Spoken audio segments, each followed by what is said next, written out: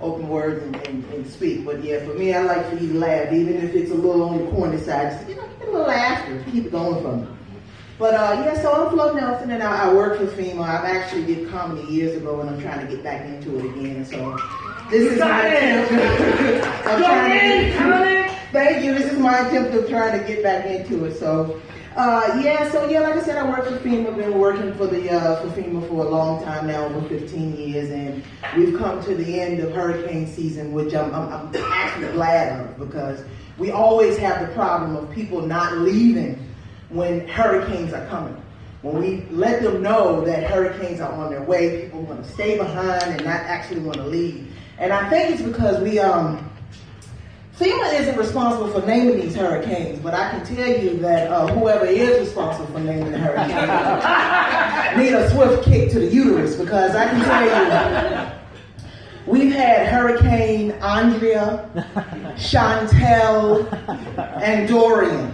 And Barry, by the way, yes, Barry. I can tell you right now, if I knew Hurricane Barry was coming, I would stay for Barry, because I work with Barry. He gives me pencils. I'm waiting for Barry. All right, so yeah, they don't sound dangerous enough. You know, if you want me to leave, you need to tell me that Hurricane Tyrone is on his way. That's what you need to do, and let me know. He sound like he on work release, so I said, you know, he ready to come and do some damage. I'm leaving with Hurricane Tyrone, Hurricane Shaka Zulu, but I'm not leaving with Dorian. Dorian and Barry sounds good. What I think is interesting, I told this joke years ago. What I think is interesting is if, like, for example, the hurricanes actually took on the personalities of the name. So you did have like a Hurricane Tyrone coming. You're trying to get back into your house, but you can't, because he had spawned 2 or 3 other little hurricanes and won't take credit for them. I'm glad y'all like this, because this is the place where you're supposed to be open and, you know, no isms and no hate stuff. So I'm glad I can ride the skirt on this with this stereotypical Tyrone stuff. But yeah, so that's the end of those hurricane jokes. So thank you. I'm glad y'all like them. So I'm out here. So, you know, the thing is that I've been away for a while, so I'm trying to date a little bit. You know, I'm trying to get out there. And, I can tell you right now, somebody I'm an exer, so it's a little bit different for me trying to come out here and date in the era of wokeness.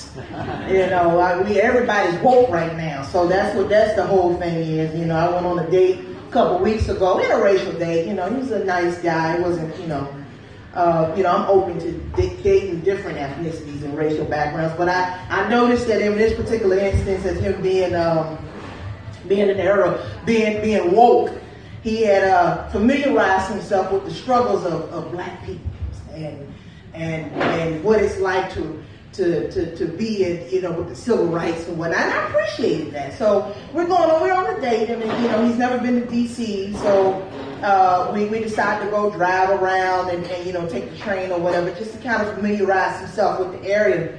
And him and his infinite wisdom, he looks over to me, because I told you this is the wokeness, so he's trying to familiarize himself with the struggles of the black man and black, you know, people. So he looks at me and he's like, you know, we're on the bus, by the way. This is important for the joke. So we're on the bus, and he leans over to me. He's like, you know, Flo, does this remind you of the Freedom Riders? What? I love that. See, you keep me going. I said, bitch, I ain't Rosa Parks. Look, this is what we gonna do right now. We gonna stop at LaFont Plaza and get this 2-piece snack, because that's what we about to do. Get something to eat. We're not gonna continue this conversation and keep it going. So that's another one to check off. That's a good joke to tell. I'm trying to build up a little repertoire, so thank y'all for doing that.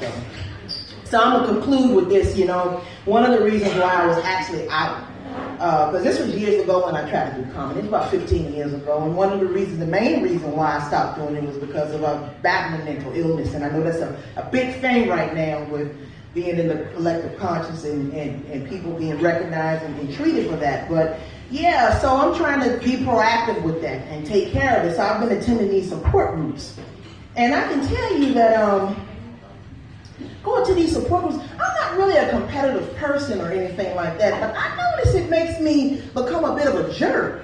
I'm listening to people talk about their struggles, and I'm trying to up the next crazy person in the group, trying to figure out, I'm trying to outdo the next crazy person. So they talking about how they suffer from anxiety, and how, listen to one person talk about, she's like, I suffer from anxiety, and it makes me feel like I'm on a roller coaster, and I can't breathe, and my chest closes up, and she's just like really experiencing some really bad anxiety and talking about her symptoms. And me and my competitive self, like I said, I'm not really competitive, but it kind of made me a bit of a jerk. I was like, well, wait a minute. Bitch, the government is trying to kill me. How about that?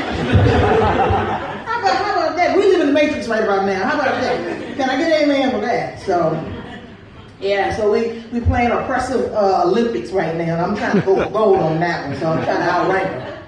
So, that's about it for the comedy. I think I've done about 5 minutes or so.